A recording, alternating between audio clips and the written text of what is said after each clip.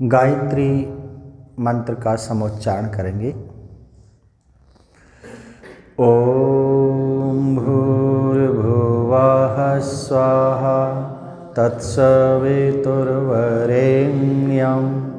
भर्गो देवस्य धीमहि धियो यो नः प्रचोदयात्। ॐ शन्नो मित्रः शं वरुणः शन्नो भवत्वर्यमा शन्न इन्द्रो बृहस्पतिः शन्नो विष्णुरुक्रमः शन्नो विष्णुरुक्रमः। ॐ शान्तिः शांति शांति।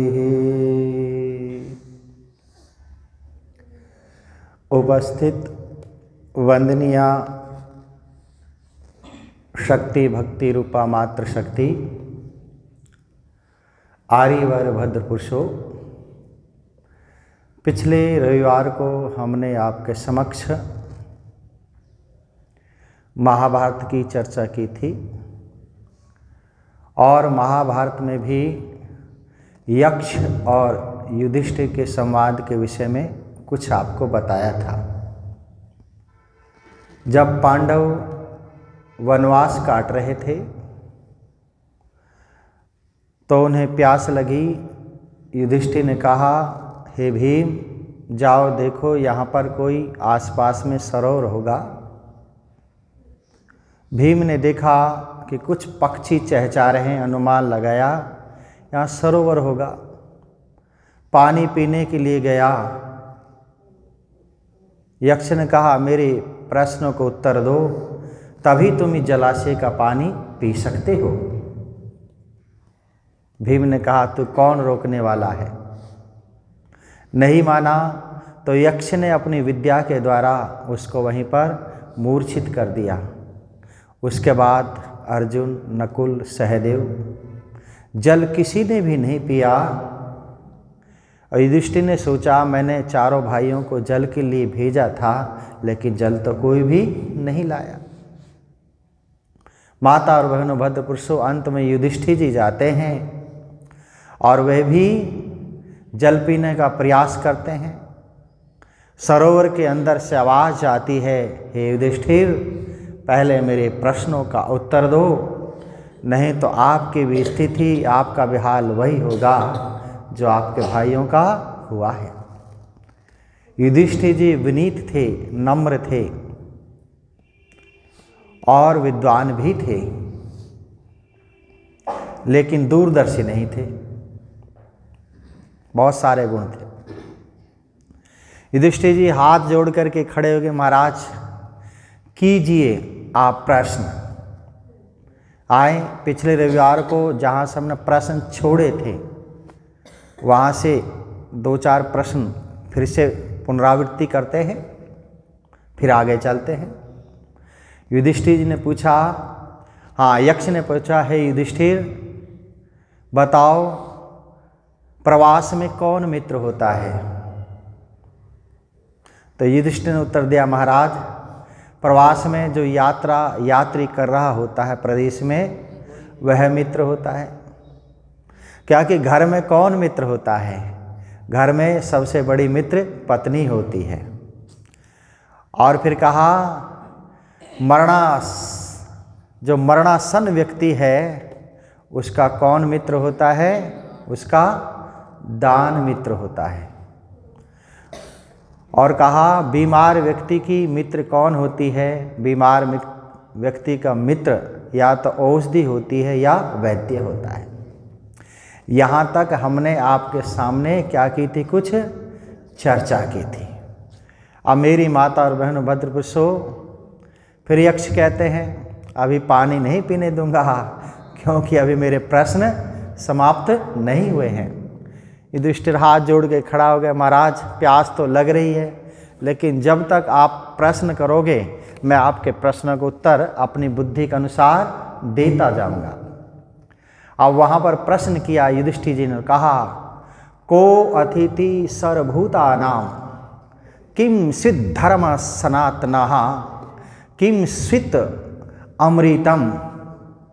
कहा कि हे युधिष्ठिर बताओ, जितने भी संसार में भूत हैं अर्थात प्राणी हैं, उन सब प्राणियों का अतिथि कौन है? ठीक है जी, उन सब प्राणियों का अतिथि कौन है? को अतिथि सर्वभूतानां। फिर कहा किम स्वित् धर्म सनातनः, और सनातन धर्म क्या है, और दुनिया में अमृत क्या है? इन प्रश्नों का आप जवाब दो। और यह सारा संसार क्या है? संसार क्या है? मेरी माता और बहनों, भद्र पुरुषों, अब युधिष्ठिर जी एक एक प्रश्न का उत्तर देते हैं और कहते हैं कि महाराज, अग्नि सर्वभूतानां अतिथि, संसार में जितने भी प्राणी हैं उन सब का अतिथि कौन है? अग्नि। कौन है? अग्नि। अब अग्नि के कई अर्थ होते हैं। आग को भी क्या बोलते हैं? अग्नि। ये भी तो हमारा अतिथि है। और रोजाना जब हवन करते हैं, आस्मिन हव्या अतिथिम, कहते हैं कि नहीं कहते कि अग्निदेव, हम इस प्रकार तुझे श्रद्धा और प्यार से, ठीक है जी, रोगनाशक, पुष्टिकारक, सुगंधित और मिष्ट पदार्थों की हवियाँ खिलाते हैं। जिस प्रकार हम अतिथि की क्या करते हैं? आवभगत करते हैं, उसकी सेवा करते हैं। जब भी हम यज्ञ करें तो कैसे करें? जैसे अतिथि को खिला रहे होते हैं। हमारे अंदर अश्रद्धा का एक भाव भी आना नहीं चाहिए। तो दुनिया में सभी प्राणियों का अतिथि कौन है? अग्नि। और वेद का जो पहला शब्द है वह भी क्या है? अग्नि। ठीक है जी, ऋग्वेद में सबसे पहला शब्द यदि कोई है तो वह क्या है? अग्नि। अग्नि मूढ़े पुरोहितम। तो यहाँ पर ज्ञान स्वरूप परमपिता परमात्मा को क्या कहा है? अग्नि। परमात्मा भी हमारा क्या है? सबसे पहले अतिथि। ठीक है, तो इसलिए वेद में बहुत सारे मंत्र आते हैं। प्रेष्ठम व अतिथिम स्तुष मित्रमेव प्रियम अग्निरथम नैवेद्यम। तो यहाँ पर भी परमपिता परमात्मा को क्या कहा है? अतिथि कहा है उस अग्नि को। परमात्मा अग्नि है और उसको क्या कहा? अतिथि। और यहाँ पर परमात्मा को अतिथि क्यों कहा? क्योंकि तिथि उसे कहते हैं जिसकी सीमा निश्चित हो, जिसका समय निश्चित हो, और जिसका समय निश्चित ना हो उसको अतिथि कहते हैं। अर्थात सर्वव्यापक परमपिता परमात्मा को क्या बोलते हैं? अतिथि। तो युधिष्ठिर जी ने क्या उत्तर दिया? संसार में जितने भी प्राणी हैं मेरी माता और बहनों, उन सब का अतिथि कौन है? अग्नि स्वरूप परमपिता परमेश्वर। और वह कहा कि हे युधिष्ठिर जी बताओ, किम स्वित् धर्म सनातनः, सनातन धर्म क्या है? तो युधिष्ठिर जी ने उत्तर दिया कि अविनाशी धर्म ही सनातन धर्म है। इसलिए ऋषि दयानंद के आप पूरे साहित्य को पढ़ते जाओ, वहाँ पर यही लिखा है कि मैं सत्य सनातन वैदिक धर्म को मानता हूँ। तो याद रखो, वैदिक धर्म ना नूतन है ना पुरातन है, वैदिक धर्म क्या है? सनातन है। इसलिए वेद में बहुत सारे मंत्र आते हैं। ठीक है जी, हाँ, वहाँ पर बताया है वेद मंत्रों में कि सनातन मेन माहु ऋताद्य स्यात् पुनर्नवा अहोरात्रे प्रजायेते।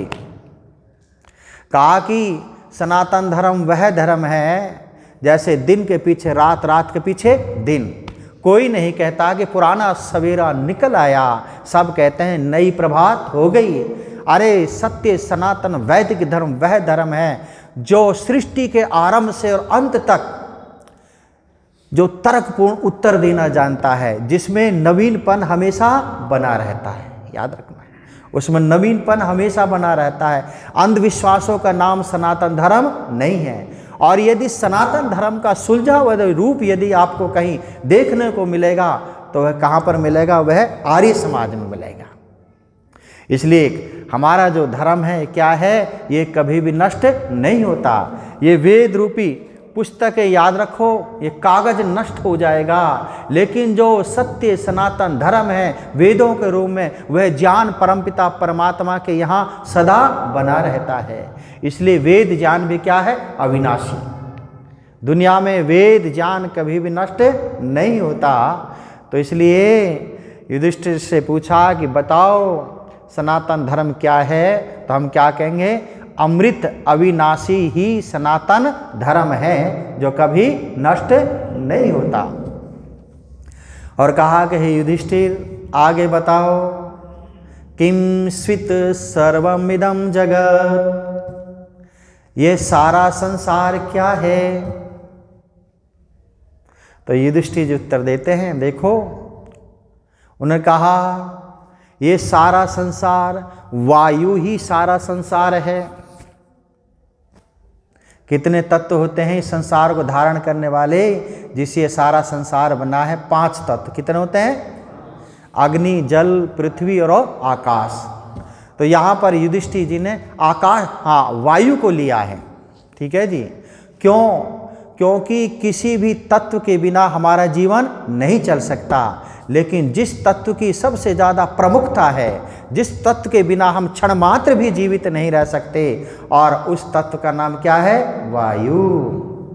जल के बिना भी इंसान कई दिन तक क्या रहेगा, जिंदा। भोजन के बिना भी क्या रहेगा, जिंदा। और परमात्मा अपना वायु देव 5 मिनट के लिए, 2 मिनट के लिए भी बंद कर दे, तो सारा संसार क्या हो जाएगा, समाप्त हो जाएगा। इसलिए युधिष्ठिर जी ने कहा कि महाराज मेरी दृष्टि में ये सारा संसार क्या है, वायु। क्या है, ये युधिष्ठिर के शब्दों को उत्तर में दे रहा हूँ। और एक प्रश्न के कई प्रकार, अनेक शास्त्रों के माध्यम से अनेक भी उत्तर हो सकते हैं, लेकिन हम किसको बता रहे हैं आपके समक्ष, यक्ष और युधिष्ठिर संवाद को बता रहे हैं। आगे कहा महाराज अभी पानी नहीं पीने दूंगा, अभी मेरे प्रश्न समाप्ति नहीं हुए। तो महाराज बोलिए आगे आप क्या पूछना चाहते हैं। कहा कि किम स्वीदे को विचरते, किम जातः जायते पुनः, कि संसार में अकेला ऐसी कौन सी चीज़ है जो विचरण करता है। ठीक है जी। और कौन सी ऐसी चीज़ है युधिष्ठिर जी जो पैदा होकर के फिर पैदा होती है। और हिम की भेषज क्या है, ये आप मुझे बताइए। अब युधिष्ठिर जी उत्तर देते हैं, सूर्यो एको विचरते। तो संसार में क्या है, सूर्य संसार में अकेला विचरण करता है। ठीक है जी, आगे समझ में, संसार में सूर्य अकेला विचरण करता है। और हे युधिष्ठिर बताइए, पैदा होने के बाद फिर कौन पैदा होता है। और वहाँ पर युधिष्ठिर उत्तर देते हैं, चंद्रमा जायते पुनः। चंद्रमा पैदा होता है फिर पैदा होता है। आप देखते नहीं, जब अमावस्या हो जाती है तो चंद्रमा फिर निकलता है, उसकी एक एक कला बढ़ती जाती है। और कब तक बढ़ती है, पूर्णमासी तक। फिर पूर्णिमा का चंद्रमा हो गया है, और पूर्णमासी का जैसे ही पूर्ण चंद्रमा हुआ तो महीना भी क्या हुआ, पूरा हो गया, फिर नया महीना लग जाता है। और जैसे ही पूर्णमासी होती है तो उसकी एक एक कला घटने लगती है। इसलिए युधिष्ठिर ने कहा जो पैदा होकर फिर पैदा होता है उस चीज़ का नाम क्या है, चंद्रमा। और कहा महाराज बताइए, संसार में सबसे बड़ा भूमि बोने का, संसार में सबसे बड़ा बीज बोने का क्षेत्र क्या है। तो युधिष्ठिर उत्तर देते हैं, संसार में सबसे बड़ा भूमि बीज बोने का क्षेत्र क्या है, भूमि। क्या है, आकाश में भी बीज नहीं बोता इंसान, बोता है, पानी में भी बीज नहीं बोता। ठीक है जी, अग्नि में भी बीज नहीं बोता। बीज कहाँ बोए जाते हैं। और कमाल की बात तो यह है, और ये भूमि ऐसी है, जब अमैथुनी सृष्टि होती है, जब आप वैदिक साहित्य को पढ़ोगे तो ये भूमि सब माताओं, सब जीवों का क्या होती है, गर्भ होती है। इसमें से युवावस्था में मनुष्य क्या निकलता है, युवावस्था में निकलता है, ठीक है जी। और उसके बाद मैथुनी सृष्टि प्रारंभ हो जाती है। तो ये जो भूमि है सृष्टि का प्रारंभिक सब प्राणियों का क्या गर्भ स्थान है, ठीक है। और फिर आगे पूछा कि महाराज बताओ हिम की भेषज क्या है। हिम कहते हैं बर्फ को और हिम कहते हैं सर्दी को। कहा कि सर्दी की औषधि तो बताइए आप। तो युधिष्ठिर से उत्तर देते हैं अग्निर्हिमस्य भेषज्यम। अरे भाई अग्नि सर्दी की क्या है, दवाई है। अग्नि सर्दी की क्या है, आहा, आजकल सर्दियाँ पड़ती हैं और जब सर्दी उतारते हैं तो अग्नि जला लेते हैं तो कितना बड़ा आनंद आता है। इससे बड़ी दवाई कोई भी नहीं है। और आपको बता देते हैं जो लकड़ियों वाली अग्नि होती है इसको सेकेंगे तो लाभ होगा, और हीटर वाली अग्नि को सेकेंगे तो क्या होगा, दम घुटता और बीमारी बनती है। इसका भी अंतर है, कभी आप अनुभव करके देखना, ठीक है। हाँ, तो बताओ सर्दी की औषधि क्या है जी, अग्नि। इसलिए पहले हमारे यहाँ हवन होता था और हवन होने के साथ ही अग्नि जलती थी, बिना अग्नि का हवन नहीं होता। और जो वृद्धावस्था तक, युवावस्था से वृद्धावस्था तक यज्ञ करते हैं तो उनके घुटनों को सेक लगती रहती है, उनके घुटने खराब नहीं होते। याद रखो, हवन भी होगा और फ्री में सेक भी लगेगी, ठीक है। इसलिए जो घुटनों को ठीक करना चाहें तो रोजाना घर में क्या करें, यज्ञ करें। वातावरण शुद्ध हो रहा है और आपको शारीरिक लाभ भी मिल रहा है, दिव्य सुगंध आपको मिल रही है। और आगे यक्ष ने पूछा, हे युधिष्ठिर बताओ किम मे के पदम स्वर्गम किम मे के पदम यशः। कहा कि दुनिया में स्वर्ग का एकमात्र पद क्या है। क्या बोला जी, संसार में स्वर्ग का एकमात्र पद, पद कहते स्थान को, अर्थात संसार में एकमात्र स्वर्ग का स्थान क्या है। और वे कहा संसार में एकमात्र यश का स्थान क्या है, और संसार में एकमात्र पद सुख का क्या है, ये आप मुझे बताइए। और संसार में धर्म का एकमात्र पद क्या है, ये मुझे बताइए। मेरी माता और बहनों भक्त पुरुषों, अब युधिष्ठिर जी उत्तर देते हैं, धर्म्य एक पदम। कहा कि संसार में एकमात्र यदि कोई धर्म का पद है तो दाक्षमेकम पदम धर्मम। दक्षता ही संसार में एकमात्र धर्म का स्थान है। दक्षता कहते हैं कर्म को, किसको कहते हैं, कर्म को।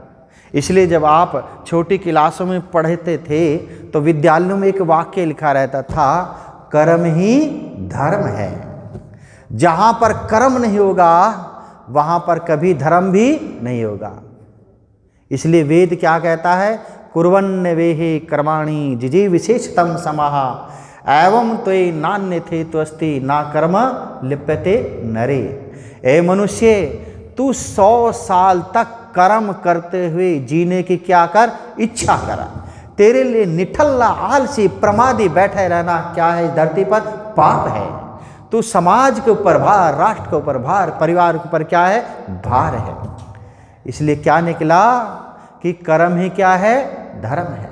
लेकिन कर्म कैसे हो, श्रेष्ठ, रचनात्मक, जिससे अपने को लाभ पहुँचे और संसार में जितने प्राणी हैं उनको लाभ पहुँचे, उसे क्या कहते हैं, उसे कर्म कहते हैं। तो संसार में एकमात्र यदि कोई स्थान है धर्म का, एकमात्र यदि कोई पद है धर्म का, तो वह क्या है, दाक्षम, वह कर्म। और कहा कि महाराज बताइए संसार में एकमात्र यश का स्थान क्या है? यश का स्थान। तो युधिष्ठिर ने उत्तर दिया, दानमेक पदम यशः, कि संसार में एकमात्र यदि कोई पद है, स्थान है यश प्राप्त करने का, तो वह क्या है? वह है दान। जो व्यक्ति दान देता है तो बताओ उसकी संसार में, उसका संसार में क्या फैलता? यश फैलता है। और यश भी ऐसा फैलता है, असुंग व्याप्त धातु से यश शब्द बनता है, वह लोक हृदय पे छा जाता है, वह लोगों के दिलों में छा जाता है। और जो दान नहीं देता संसार में, उसका यश भी नहीं फैलता। ठीक है जी। जो दान देता है उसके लोग क्या करते हैं? गुणगान गाते हैं, उसका नाम होता है। ये कोई बुरी बात नहीं है, क्या है? अच्छी बात है। जो दान दे उनकी भूरी भूरी प्रशंसा भी करनी चाहिए। एक बार किसी आर्य समाज के कार्यक्रम में, उस समय जो अपने अधिकारीगण होते थे बड़े स्वाध्यायशील और बड़े विद्वान होते थे।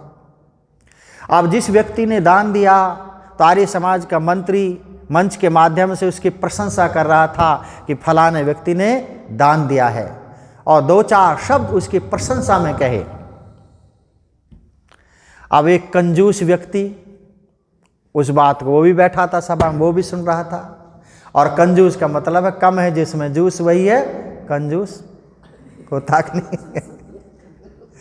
होश टल, होश है तो टल, नहीं तो पतन होगा आज नहीं तो कल। ठीक है जी, पतन ही वहाँ। ठीक है, हाँ। तो इसलिए प्रकार कंजूस व्यक्ति भी समाज में होते हैं मेरी माता और बहनों। जब उस व्यक्ति ने जिसने दान दिया, दानकर्ता की प्रशंसा सुनी, उसको थोड़ी सी जलन हुई। उसने कहा देखो मैं भी अपनी प्रशंसा करवाता हूँ भी। उसके अंदर भी भावना आई थोड़ी सी, पर वो सात्विक रूप में नहीं आई भावना, तामसिक रूप में आई। उसने भी अपनी जेब से उन दिनों में 1100 रुपये का दान दिया, और मंत्री महोदय ने उनकी प्रशंसा में भी कसीदे पढ़ने शुरू कर दी। वो बीच में ही खड़ा हो गया। तो मंत्री महोदय, मंच संचालक जी, मैं तो पहले भी था, आपने मेरी प्रशंसा पहले नहीं की। ये मेरी प्रशंसा नहीं है, जो मैंने आपको दे दिया है उसकी प्रशंसा है ये। अब मंत्री भी विद्वान था। सुन भाई धनीराम, ये आपकी प्रशंसा नहीं है। आप पहले भी बैठे हुए थे, लेकिन मैंने आपकी प्रशंसा नहीं की। अरे उस लक्ष्मी में से, उस धन में से जब आपने दान के रूप में कुछ त्याग किया, तो मैंने आपकी क्या की? प्रशंसा की। इसलिए दान की ही हमेशा क्या होती है? प्रशंसा होती है। इसलिए मेरी माता और बहनों, भद्र पुरुषों, दुनिया में यश का स्थान यदि कोई है तो किसका है? वो दान का है।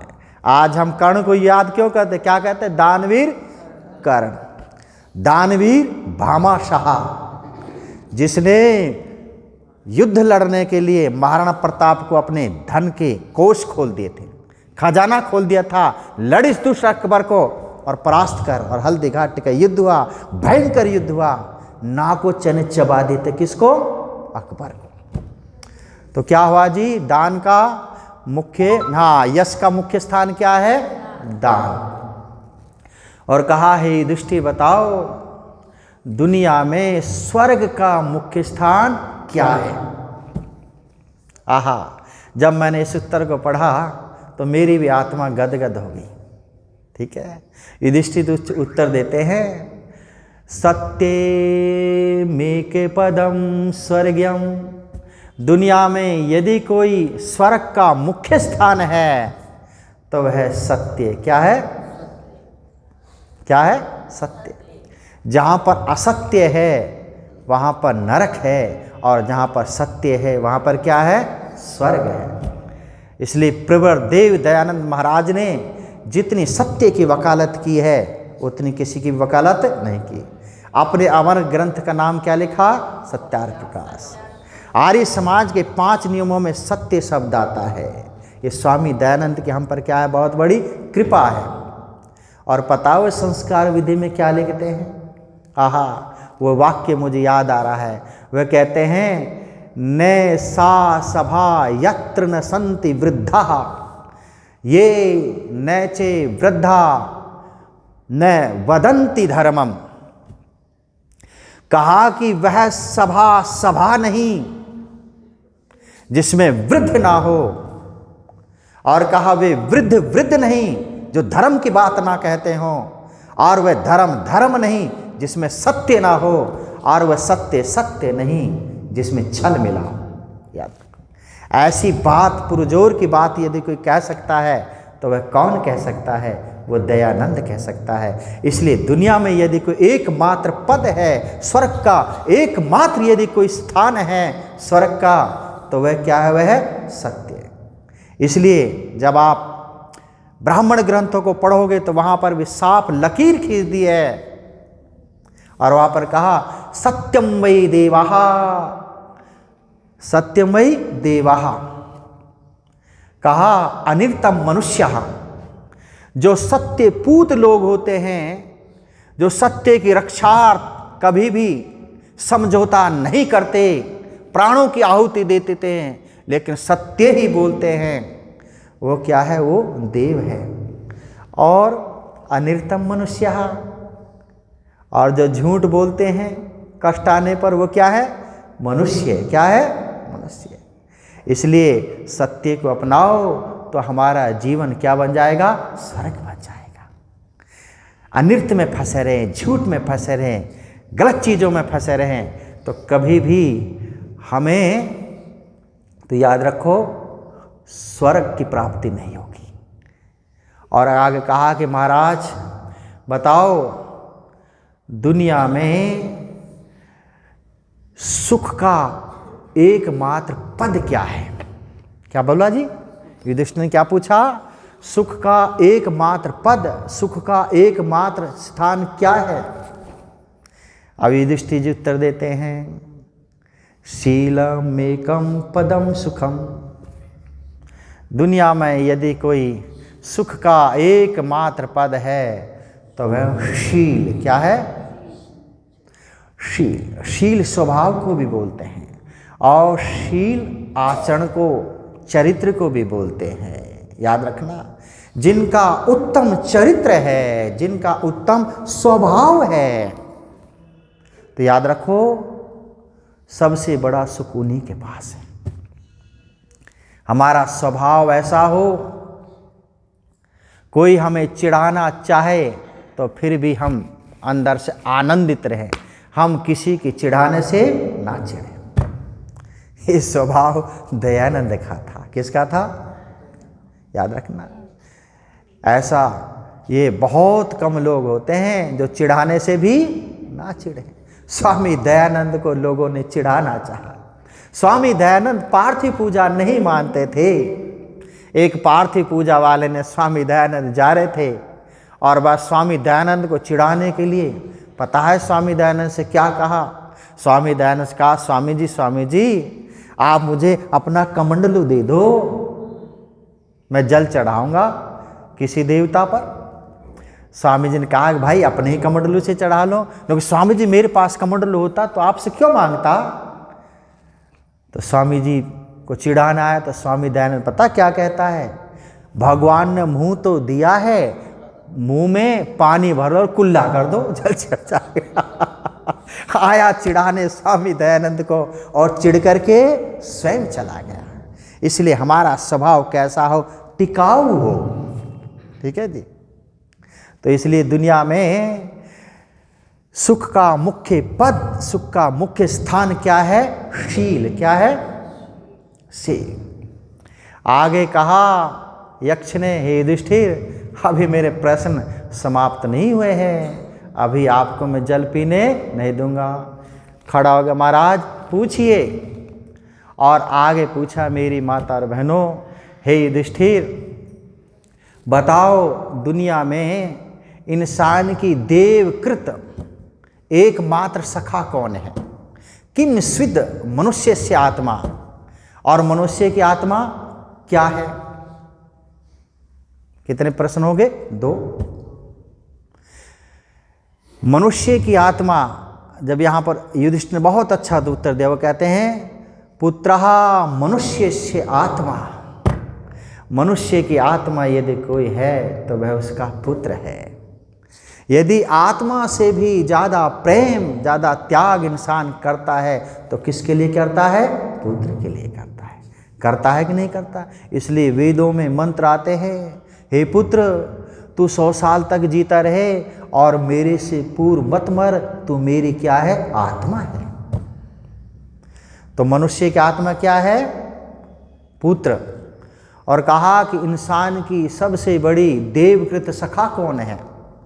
तो युधिष्ठिर जी उत्तर देते हैं, मनुष्य की सबसे देवकृत उसकी सहचरी उसकी पत्नी है, जो उसके सुख में, दुख में, हानि में, लाभ में, जीवन के हर क्षेत्र में पद पद पर उसका क्या देती है? साथ देती है। बिना पत्नी के, बिना इंसान का एक दिन में ही जीवन नरक बन जाता है। तो याद रखो, यदि इंसान के देवकृत कोई सखा है, सहचरी कोई है, संगनी कोई है, तो पद पद पर काम आने वाले कोई सखा है तो वो क्या है? पत्नी। वो चाहे कितनी भी बुरी क्यों ना हो, काम वही आएगी। तो याद रखना, यदि उसके एकमात्र सखा कोई है। तो कहा कि मनुष्य का सहारा क्या है? बताओ युधिष्ठिर। तो युधिष्ठिर ने तो दिया, मनुष्य का सहारा मेघ है। वहाँ पर मेघ, बादल, बादल होती है, वर्षा होती है, वर्षा होती है, अन्न होता, अन्न होता तो खाने पीने को मिलता है। तो मनुष्य का सहारा क्या है? मेघ। और फिर कहा मनुष्य का सबसे बड़ा आश्रय क्या है? तो युधिष्ठिर ने उत्तर दिया, मनुष्य का सबसे बड़ा आश्रय दान है। वहाँ पर फिर दान शब्द आया। मनुष्य का आश्रय दान है, मनुष्य को बसाने वाला दान है। और कहा कि महाराज अभी मेरे प्रश्न पूरे नहीं हुए। महाराज पूछो, बहुत सारे तो पूछ लिया आपने, और पूछो, क्या पूछना चाहते हो? अब युधिष्ठिर पूछते हैं, किम धन्य नाम। ठीक है जी। कहा कि धन्य पुरुषों में सबसे बड़ा विशेष गुण क्या होता है? धन्य कहते हैं महान पुरुषों में, कहते वो पुरुष क्या है? धन्य है। इसलिए हम ऋषि दयानंद का भी भजन गाते हैं, धन्य है तुझको ए ऋषि, तूने हमें जगा दिया। कहा कि धन्य पुरुषों में सबसे विशेष गुण क्या है? और धनों में सबसे बड़ा धन क्या है? लाभों में सबसे बड़ा लाभ क्या है? और सुखों में सबसे बड़ा सुख क्या है? बताओ युधिष्ठिर। तो मेरी माता और बहनों भद्रपुरुषों, तो युधिष्ठिर ने एक एक प्रश्न का जवाब दिया। और वह कहते हैं, दाक्षम शब्द आया वहाँ पर कि दक्षता ही धन्य पुरुषों में सबसे बड़ा गुण होता है। हमारे जितने भी सब महापुरुष हैं, उनके अंदर कर्म, उनकी दिनचर्या हमेशा क्या रहती थी? व्यस्त। याद रखना। तो महापुरुषों को जो दाक्ष्य है, जो कर्म है, वही क्या बनाता है? धन्य बनाता है। ऋषि दयानंद की जीवनचर्या को देखो, 2:30 बजे जाग जाते थे, समाधि लगाते थे, कई किलोमीटर रोजाना सैर करते थे, फिर मौलिक ग्रंथों का रोजाना प्रणयन क्या करते थे। ठीक है जी, कितना व्यस्त जीवन था। इसलिए धन्य पुरुषों में यदि कोई विशेष गुण है तो वह क्या है? दाक्ष्य। वह क्या है? कर्म। और कहा, महाराज बताओ दुनिया में सबसे उत्तम धन क्या है? आहा, युधिष्ठिर जी ने बहुत अच्छा उत्तर दिया और कहा कि महाराज दुनिया में सबसे उत्तम यदि कोई धर्म है तो वह शास्त्र ज्ञान, वह शास्त्र ज्ञान, वह विद्या। इसलिए महर्षि मनु ने भी लिखा, सर्वेषां में दाना नाम ब्रह्म दानम विशिष्यते।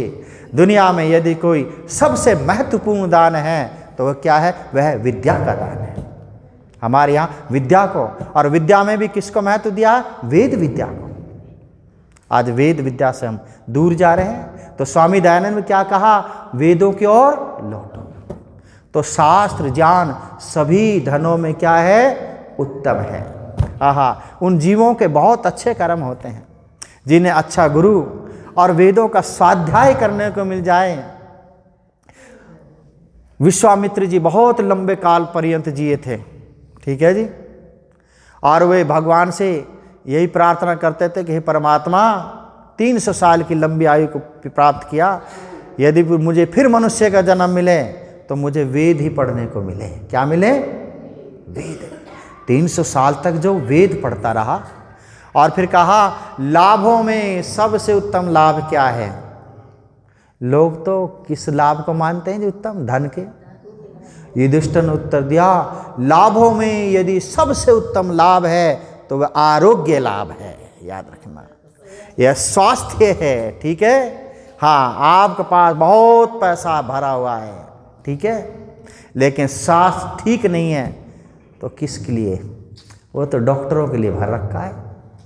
और डॉक्टर आजकल कुछ डॉक्टरों को छोड़कर ऐसे बैठे हुए हैं। आप सभी जानते हैं वर्तमान स्थिति को, मुझे कहने की कोई ज़रूरत नहीं है। सारी जिंदगी आपने जो कमाया है, एक बार बीमार पड़ जाओ सबको वो लगवा दें, घर खाली हो जाएगा, फिर भी आप अच्छी तरह स्वस्थ नहीं होंगे।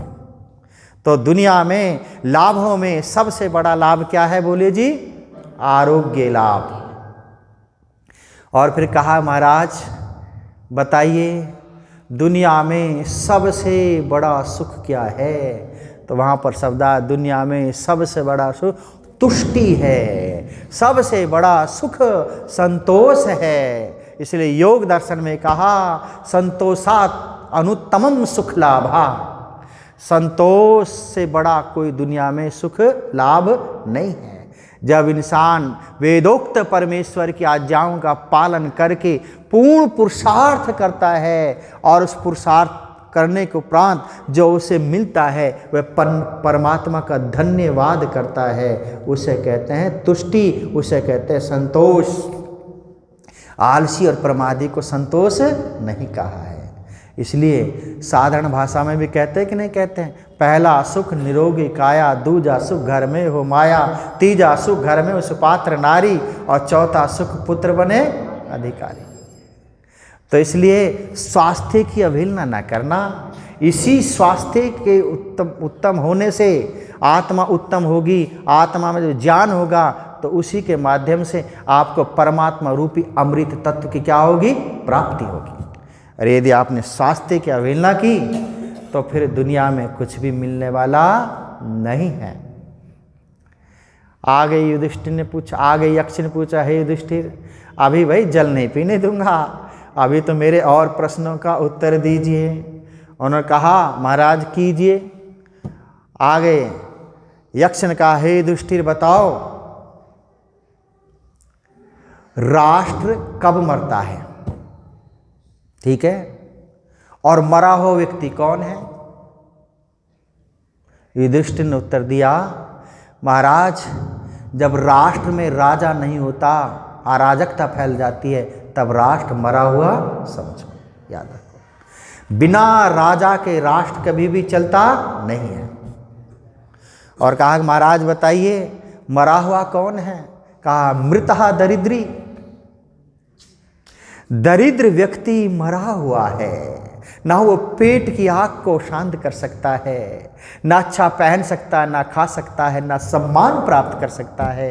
हे प्रभु हमें दरिद्रता से बचा दो। दरिद्रता का इंसान कुछ लोगों को छोड़ करके जिंदगी में अनुभव तो सभी को हो जाता है, होता कि नहीं होता? राजाओं को भी दरिद्रता का अनुभव हुआ है। राजा थे पांडव लेकिन दरिद्र हो गए जंगलों में, राजा थे राम लेकिन जंगल में क्या हो गए? दरिद्र हो गए। इसलिए दरिद्र व्यक्ति क्या है? मरा हुआ है। और कहा कि महाराज आगे मेरा प्रश्न और है कि बताओ दान कब मरता है और यज्ञ कब मरता है? तो युधिष्ठिर ने बहुत सुंदर उत्तर दिया। कहा जब हम वेद विहीन ब्राह्मण को दान देते हैं तो दान वहां पर मर जाता है। इसलिए वेद विहीन ब्राह्मण को दान कभी भी नहीं देना चाहिए। जो वेद का विद्वान है, वेद मंत्र बोलता है, उसी को दान देने का विधान हमारे शास्त्रों में कहा है।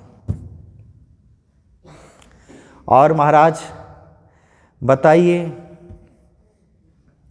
कि यज्ञ कब मरता है? कहा कि बिना दक्षिणा के यज्ञ मर जाता है। इसलिए गीता में भी कहा विधिहीनम अस्रष्टान्नम मंत्रहीनम अदक्षिण श्रद्धा विहिरेतम यज्ञम तामसम परिचक्षते।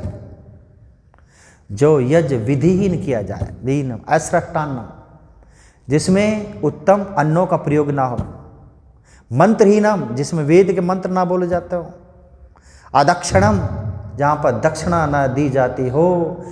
हे पार्थ, वह यज्ञ तामस है, वह यज्ञ सात्विक नहीं है, वह यज्ञ श्रेष्ठ नहीं है। तो मेरी माता और बहनों, भद्रपुरुषों, ये थोड़ी सी मैंने आपके समक्ष चर्चा की। अभी यक्ष ने पानी नहीं पीने दिया, अभी तो बहुत लंबा संवाद चलेगा। फिर आगे यक्ष युधिष्ठिर, इसी प्रकार जब तक समाप्त नहीं होगा तब तक ये संवाद चलता रहेगा। आखिर में पानी पिला करके छोड़ेंगे युधिष्ठिर को, ठीक है जी। तो ये मैंने थोड़ी चर्चा आपके समक्ष रखी। ओम शम।